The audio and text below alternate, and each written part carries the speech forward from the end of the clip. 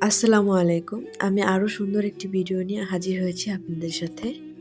আজকের ভিডিওটি হবে শুক্রবারে। শুক্রবারে কী করা হয়েছে সকাল থেকে সেগুলোই আজকে শেয়ার করব। তবে শুক্রবারে না একটা আনন্দ থাকে মনে যে আজকে শুক্রবারে সকাল থেকে রান্না হবে, ভালো-মন্দ হবে। ভাইয়া বাজার নিয়ে আসবে, সেই বাজারগুলো গোছাবো।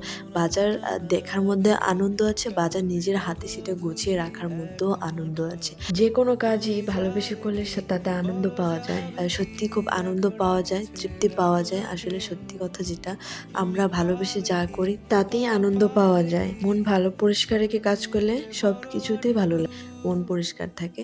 তো এই তো ফাঁকে রান্নাটাও হয়ে যাচ্ছে। এখানে আমার বোন সুন্দর করে রান্না করছে। তার হাতের রান্না খুবই মজা, যেটা আমি অস্বীকার করতে পারবো না। খুবই প্রশংসাময়ী। তার রান্না খুবই প্রশংসা পাওয়ার মতো। আমার বোন রান্না করছে আর আমি ফাঁকে এখানে আমি বাজারগুলো গুছিয়ে রাখছি।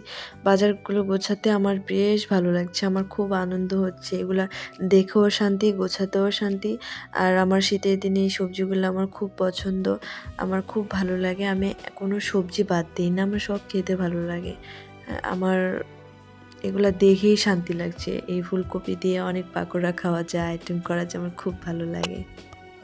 আপু খুব সুন্দর করে চিংড়ি মাছটি ভুনা করে নিল।